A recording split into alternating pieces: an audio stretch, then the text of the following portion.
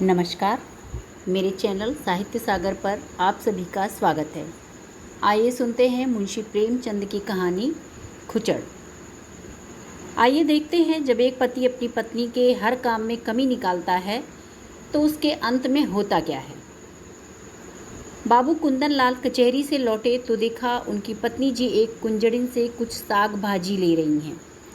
कुंजड़िन पालक टके सेर कहती है और वह 1.5 पैसे दे रही हैं। इस पर कई मिनट तक विवाद होता रहा। आखिर कुंजड़िन 1.5 ही पैसे पर राजी हो गई। अब तराजू और बाट का प्रश्न छिड़ा। दोनों पल्ले बराबर ना थे। एक में पसंगा था, बाट भी पूरे ना उतरते थे। पड़ोसिन के घर से सेर आया। साग तुल जाने के बाद अब घाटे का प्रश्न उठा। पत्नी जी और मांगती थी। कुंजड़िन कहती थी, अब क्या सेर 2 सेर घाटे में ही ले लोगी बहू जी। खैर, आधे घंटे में वह सौदा पूरा हुआ और कुंजड़िन फिर कभी ना आने की धमकी देकर विदा हुई। कुंदन लाल खड़े खड़े यह तमाशा देखते रहे। कुंजड़िन के जाने के बाद पत्नी जी लोटे का पानी लाईं तो उन्होंने कहा, आज तो तुमने जरा सा साग लेने में पूरे आधे घंटे लगा दिए। इतनी देर में तो 1005 का सौदा हो जाता। जरा जरा से साग के लिए इतनी ठाएं ठाएं करने से तुम्हारा सिर भी नहीं दुखता। पत्नी जी ने कुछ लज्जित होकर कहा, पैसे मुफ्त में तो नहीं आते। यह ठीक है, लेकिन समय का भी कुछ मूल्य होता है। इतनी देर में तुमने बड़ी मुश्किल से 1 ढेले की बचत की। कुंजड़िन ने भी दिल में कहा होगा, यह कहाँ की गवारिन है, अब शायद भूलकर भी इधर ना आए। तो फिर मुझसे तो यह नहीं हो सकता कि पैसे की जगह ढेले का सौदा लेकर बैठ जाऊं। इतनी देर में तो तुमने कम से कम 10 पन्ने पढ़े होते। कल मेहरी से घंटों सिर मारा, परसों दूध वाले से घंटों शास्त्रार्थ किया। जिंदगी क्या इन्हीं बातों में खर्च करने को दी गई है। बाबू कुंदन लाल नित्य ही पत्नी को सदुपदेश देते रहते थे। यह उनका दूसरा विवाह था। रामेश्वरी को आए अभी 2 ही 3 महीने हुए थे। अब तक तो बड़ी ननद जी ऊपर के काम किया करती थीं। रामेश्वरी की उनसे ना पटी। उसको मालूम होता था यह मेरा सर्वस्व ही लुटाए देती हैं। आखिर ननद जी चली गईं। तब से रामेश्वरी ही घर की स्वामिनी है। वह बहुत चाहती है कि पति को प्रसन्न रखे, उनके इशारों पर चलती है, पर एक बार जो बात सुन लेती है गांठ बांध लेती है। पर रोज ही तो कोई नई बात हो जाती है और कुंदन लाल को उसे उपदेश देने का अवसर मिल जाता है। एक दिन बिल्ली दूध पी गई। रामेश्वरी दूध गर्म करके लाई और स्वामी के सिरहाने रखकर पान बना रही थी कि बिल्ली ने दूध पर अपना ईश्वर प्रदत्त अधिकार सिद्ध कर दिया। रामेश्वरी यह अपहरण स्वीकार न कर सकी। रूल लेकर बिल्ली को इतनी जोर से मारा कि वह 2-3 लुढ़कियां खा गई। कुंदन लाल लेटे लेटे अखबार पढ़ रहे थे। बोले, और जो मर जाती। रामेश्वरी ने ढिठाई से कहा, तो दूध क्यों पी गई? उसे मारने से दूध तो नहीं मिल गया। जब कोई नुकसान कर देता है तो उस पर गुस्सा तो आता ही है, ना आना चाहिए। पशु के साथ आदमी भी क्यों पशु हो जाए? आदमी और पशु में इसके सिवा अंतर ही क्या है? कुंदन लाल कई मिनट तक दया, विवेक और शांति की शिक्षा देते रहे। यहाँ तक कि बेचारी रामेश्वरी मारे ग्लानि के रो पड़ी। इसी भांति एक दिन रामेश्वरी ने एक भिक्षुक को दुत्कार दिया तो बाबू साहब ने फिर उपदेश देना शुरू किया। बोले, तुमसे ना उठा जाता हो तो लाओ मैं दे आऊँ। गरीब को यूँ दुत्कारना ना चाहिए। रामेश्वरी ने त्योरियां चढ़ाते हुए कहा, दिन भर तो तांता लगा रहता है, कोई कहाँ तक दौड़े। सारा देश ही भिखमंगों से भर गया है शायद। कुंदन लाल ने उपेक्षा के भाव से मुस्कुरा कर कहा, उसी देश में तो तुम भी बसती हो। इतने भिखमंगे आ कहाँ से जाते हैं और ये सब काम क्यों नहीं करते? कोई आदमी इतना नीच नहीं होता है कि जो काम मिलने पर भीख मांगे। हाँ, अपंग हो तो दूसरी बात है। अपंगों का भीख के सिवा और क्या सहारा हो सकता है? सरकार इनके लिए अनाथालय क्यों नहीं खुलवा दी? जब स्वराज्य हो जाएगा तब शायद खुल जाए। अभी तो आशा नहीं है, मगर स्वराज्य भी धर्म से ही आएगा। लाखों साधु सन्यासी, पंडे पुजारी मुफ्त का माल उड़ाते हैं। क्या इतना धर्म काफ़ी नहीं है? अगर इस धर्म में से स्वराज्य मिलता तो कब का मिल चुका होता। इसी धर्म का प्रसाद है कि हिंदू जाति अभी तक जीवित है नहीं तो कब की रसातल पहुंच चुकी होती। रोम, यूनान, सीरिया, ईरान, किसी का अब निशान भी नहीं है। यह हिंदू जाति है जो अभी तक समय के क्रूर आघातों का सामना करती चली जाती है। आप समझते होंगे हिंदू जाति जीवित है। मैं तो उसे उसी दिन से मरा हुआ समझती हूँ जिस दिन से वह आधीन हो गई। जीवन स्वाधीनता का नाम है, गुलामी तो मौत है। कुंदन लाल ने पत्नी को चकित नेत्रों से देखा। ऐसे विद्रोही विचार उसमें कहाँ से आ गए? देखने में तो वह बिल्कुल भोली थी। समझे कहीं सुन सुना लिया होगा। कठोर होकर बोले, क्या व्यर्थ का विवाद करती हो?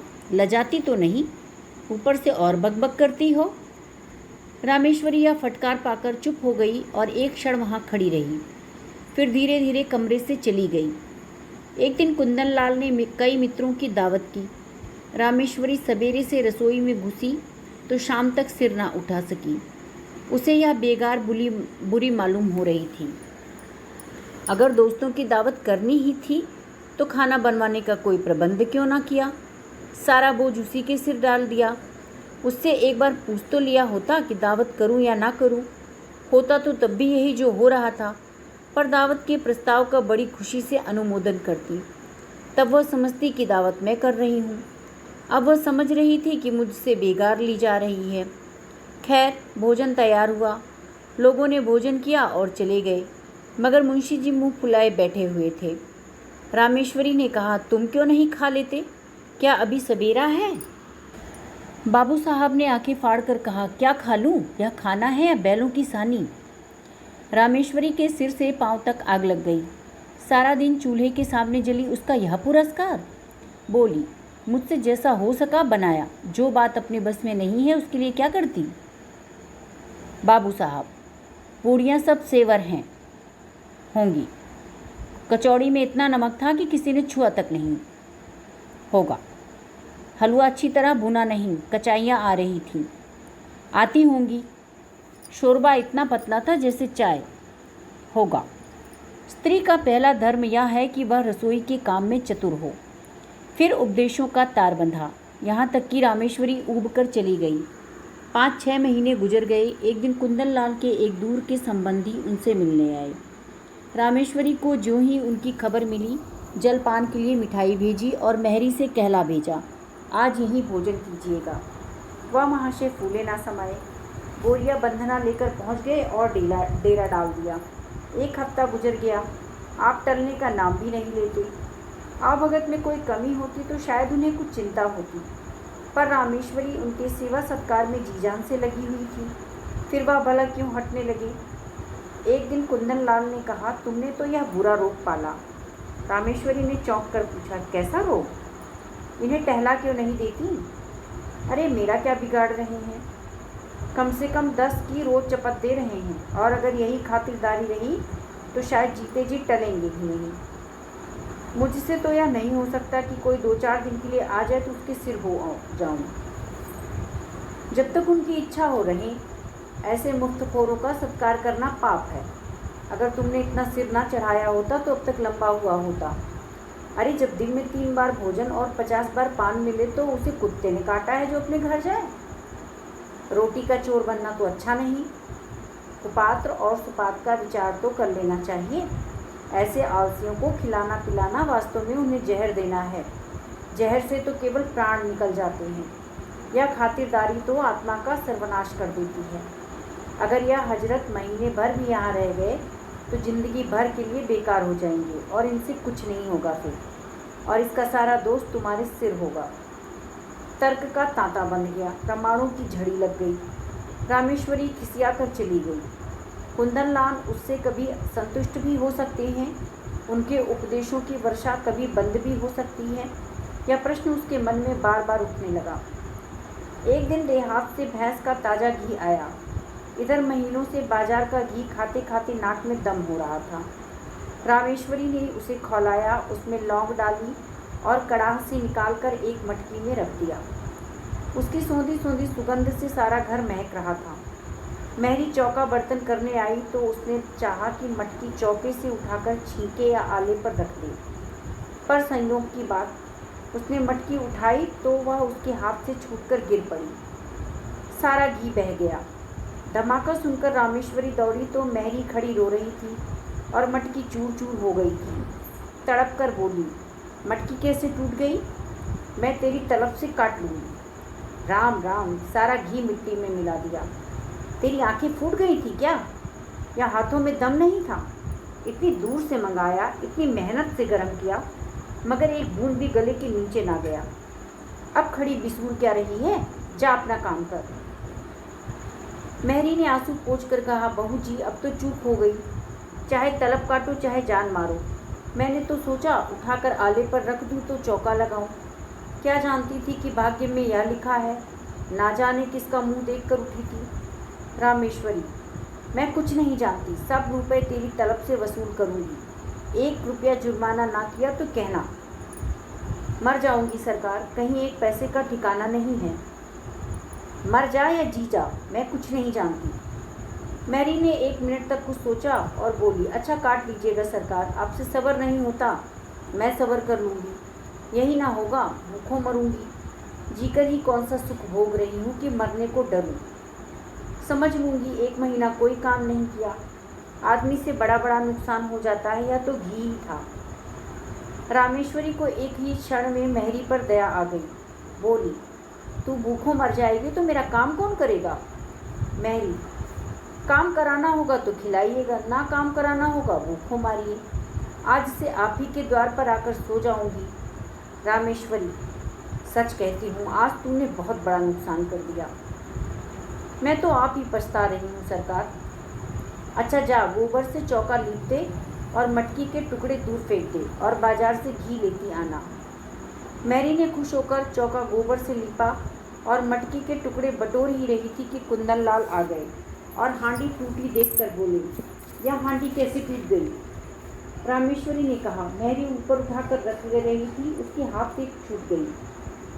कुंदन लाल ने चिल्लाकर कहा, तो सब घी बह गया और क्या कुछ बच भी रहा? तुमने मैरी से कुछ नहीं कहा? नहीं, क्या कहती, उसने जानबूझकर तो गिरा नहीं दिया। और यह नुकसान कौन उठाएगा? हम उठाएंगे, और कौन उठाएगा? अगर मेरे ही हाथ से छूट पड़ती तो क्या हाथ काट लेती? कुंदन लाल ने ओठ चबाकर कहा, तुम्हारी कोई बात मेरी समझ में नहीं आती।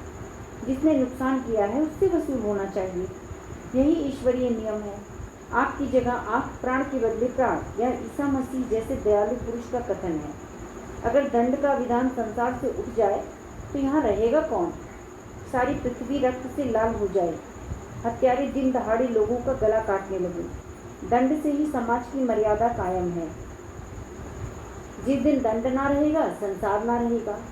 मनु आदि स्मृतिकार बेवकूफ नहीं थे कि दंड न्याय को इतना महत्व दे गए, और किसी विचार से नहीं तो मर्यादा की रक्षा के लिए दंड देना चाहिए।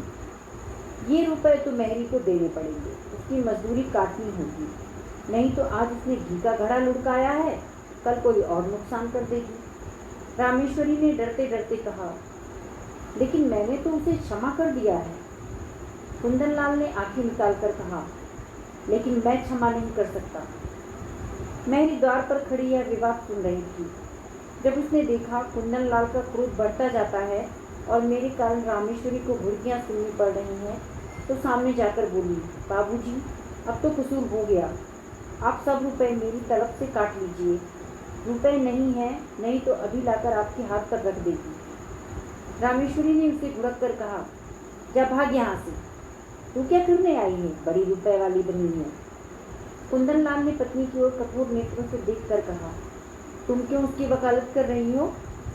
यह मोटी सी बात है और इसे एक बच्चा भी समझता है। जो नुकसान करता है उसे उसका दंड भोगना पड़ता है। मैं क्यों 5 रुपए का नुकसान उठाऊं बेवजह? क्यों नहीं इसने मटके को संभाल कर पकड़ा? और क्यों इतनी जल्दबाजी की? क्यों तुम्हें बुलाकर मदद नहीं दी?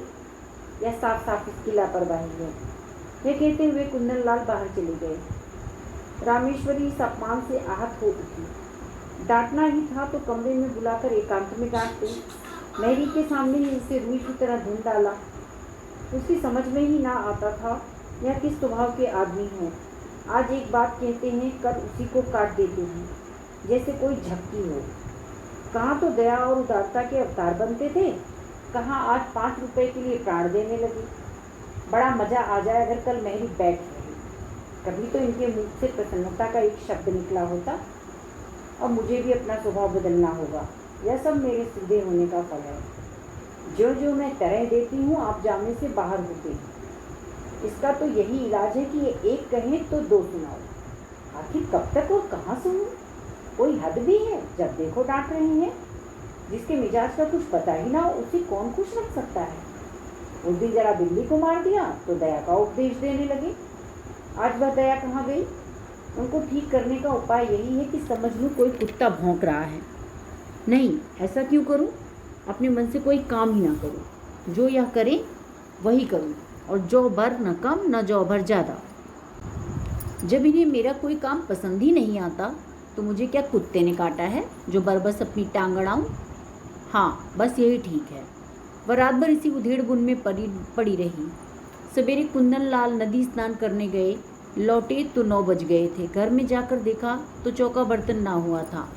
प्राण सूख गए। पूछा, क्या मेहरी नहीं आई? रामेश्वरी, नहीं। कुंदन, तो फिर? जो आपकी आज्ञा। यह तो बहुत मुश्किल है। हाँ है तो।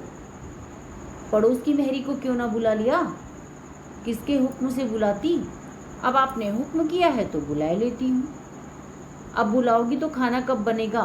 9 बज गए और इतना तो तुम्हें अपनी अक्ल से काम लेना चाहिए था कि मेहरी नहीं आई तो पड़ोस वाली को बुला लें। अगर उस वक्त सरकार पूछते कि क्यों दूसरी मेहरी बुलाई तो क्या जवाब देती? अपनी अक्ल से काम लेना छोड़ दिया, अब तुम्हारी ही अक्ल से काम लूँगी। मैं नहीं चाहती कि कोई मुझे आंखें दिखाए। अच्छा, तो इस वक्त क्या होगा? जो हुजूर का हुक्म हो। तुम मुझे बनाती हो? मेरी इतनी मजाल कि आपको बनाऊं? मैं तो हुजूर की लौंडी हूँ, जो कहिए वह करूँ। मैं तो जाता हूँ, तुम्हारा जो जी चाहे करे। जाइए, मेरा जी कुछ न चाहेगा ना ही कुछ करूँगी। आखिर तुम खाओगी क्या? जो आप देंगे वही खा लूँगी। लाओ बाजार से पूड़ियाँ ला दूँ। रामेश्वरी रुपया निकाल लाई। कुंदनलाल पूड़ियाँ लाए। इस वक्त का काम चला। दफ्तर गए, लौटे तो देर हो गई थी। आते ही आते पूछा, मेहरी आई? नहीं। मैंने तो कहा था पड़ोस वाली को बुला लेना। बुलाया था, वह 5 रुपए मांगती है। तो 1 ही रुपए का तो फर्क था, क्यों नहीं रख लिया? मुझे यह हुक्म ही ना मिला था। मुझसे जवाब तलब होता, 1 रुपया ज़्यादा क्यों दे दिया? खर्च की किफ़ायत पर उपदेश दिया जाने लगता तो क्या करती? तुम बिल्कुल मूर्ख हो। बिल्कुल। तो इस वक्त भी भोजन ना बनेगा, मजबूरी है। कुंदनलाल सिर थामकर चारपाई पर बैठ गए। यह तो नई विपत्ति गले पड़ी। पूड़ियाँ उन्हें ना रुचती थीं। जी में बहुत झुंझलाए। रामेश्वरी को 2-4 उल्टी सीधी सुनाई, लेकिन उसने मानो सुना ही ना। कुछ बस ना चला तो मेहरी की तलाश में निकले। जिसके यहाँ गए मालूम हुआ मेहरी काम करने चली गई। आखिर एक कहार मिला, उसे बुला लाए। कहार ने 2 आने लिए और बर्तन धोकर चलता बना। रामेश्वरी ने कहा, अब बताओ क्या भोजन बनेगा? कुंदन, रोटी तरकारी बना लो, इसी में भी कोई आपत्ति है? तरकारी घर में नहीं है। अरे, दिन भर बैठी रही, तरकारी भी ना लेती बनी। अब इतनी रात गए तरकारी कहाँ मिलेगी? मुझे तरकारी लेने का हुक्म ना मिला था। मैं पैसा धेला ज़्यादा दे देती तो? कुंदनलाल ने विवशता से दांत पीस कर कहा, आखिर तुम चाहती क्या हो?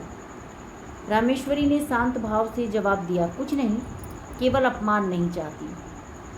तुम्हारा अपमान कौन करता है? आप करते हैं। तो मैं घर के मामले में कुछ ना बोलूं? आप न बोलेंगे तो कौन बोलेगा? मैं तो केवल हुक्म की ताबेदार हूँ। रात रोटी दाल पर कटी। दोनों आदमी लेटे। रामेश्वरी को तो तुरंत नींद आ गई। कुंदनलाल बड़ी देर तक करवटी बदलते रहे। अगर रामेश्वरी इस तरह सहयोग ना करेगी तो एक दिन भी काम ना चलेगा। आज ही बड़ी मुश्किल से भोजन मिला। इसकी तो समझ ही उल्टी है। मैं तो समझाता हूँ और यह समझती है कि डांट रही है। मुझसे तो बिना बोले रहा भी नहीं जाता। लेकिन अगर बोलने का यह नतीजा है तो फिर बोलना फिजूल है। नुकसान होगा बला से, या तो ना होगा कि दफ्तर से आकर बाजार भागूं। मेहरी से रुपए वसूल करने की बात इसे बुरी लगी। और थी भी बेजा। रुपए तो ना मिले, उल्टे मेहरी ने काम छोड़ दिया। रामेश्वरी को जगा कर बोले, कितना सोती हो तुम? रामेश्वरी, मजूरों को अच्छी नींद आती है। चिढ़ाओ मत, मेहरी से वसूल मत करना रुपए। वह तो लिए खड़ी है, शायद उसे मालूम हो जाएगा तो काम करने आएगी। अच्छी बात है, कहला भेजूंगी। आज से मैं कान पकड़ता हूँ, तुम्हारे बीच में ना बोलूँगा। और जो मैं घर लुटा दूँ तो लुटा दूँ, चाहे मिटा दो, मगर रूठो मत। अगर तुम किसी बात में मेरी सलाह पूछोगी तो दे दूँगा, वरना मुँह न खोलूँगा। मैं अपमान नहीं सह सकती। इस भूल को क्षमा कर दो। सच्चे दिल से कहते हो? सच्चे दिल से। तो यह थी बाबू प्रेमचंद की कहानी खुचड़। आपको कहानी कैसी लगी कमेंट करके ज़रूर बताइएगा। अच्छी लगे तो लाइक करें, सब्सक्राइब करें। धन्यवाद।